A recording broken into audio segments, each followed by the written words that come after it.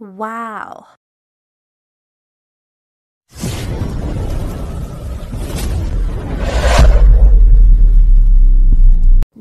Hala, grabe. Aga ko pinasahod ng boss ko. Ano pala ngayon?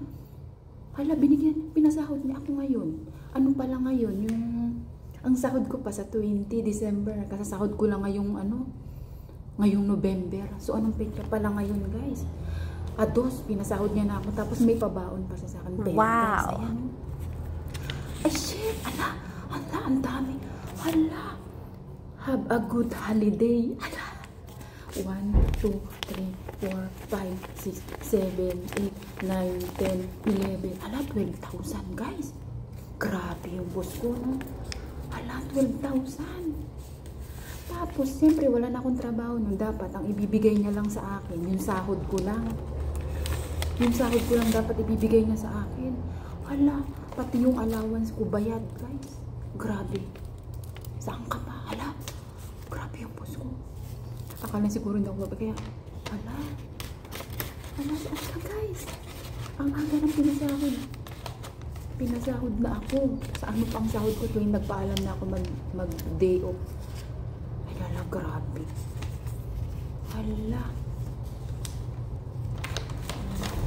Grabe yung boss ko, no? Pagkakaroon talaga ako.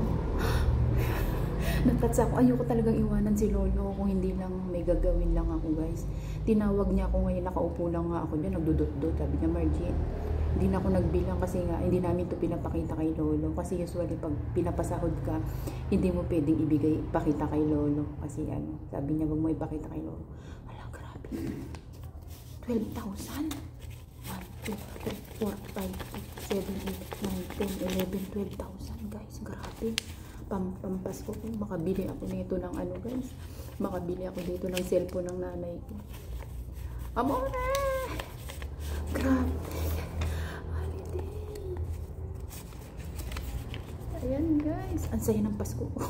Pero mo 1 year pa lang ako dito, nakatagpo ako ng last na amo kong mabait. Saan ka pa, Lord? Thank you so much, Lord. Over happy ako, and I'm lucky talaga sa boss ko, guys. Ayan, lagi lang kayo magpipray at huwag mawala ng pag-asa. Kung ayawan kayo ng amo nyo, go, kasi nga wag kayo ang aalis sa amo nyo.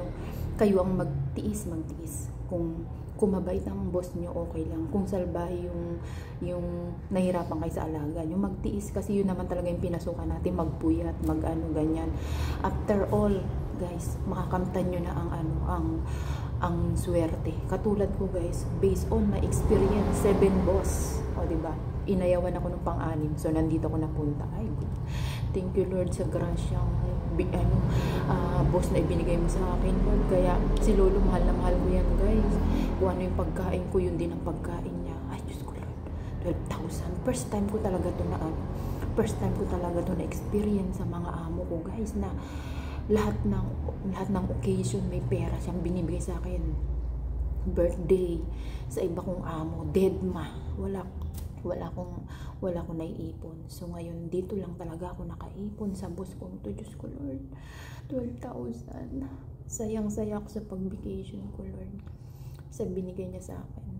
Tapos nagpaalam ako 2 days day off. Thank you, Lord. Charot. Ito yung nakaka-inspired, guys. Have a great day, holiday.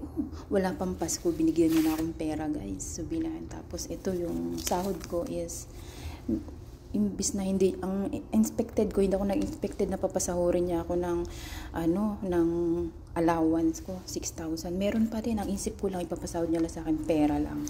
So, ngayon is kompleto, guys. Ang binigay niya sa akin. Hindi na si Lolo. So, itong holiday, have a great day, holiday, guys. So, bilangin natin, guys, ha? Sino may ganyang amo? 1, 2, 3, 4, 5, 6, 7, 8, 9, 10, 11, 12,000, guys. Pamasko nga bonus 13 month na to, guys. 12,000, panalo, guys. Saan ka pa? Dito lang yan sa amo ko. Kayo ba nakatanggap na ba kayo? Red envelope, bonus. Thank you for watching.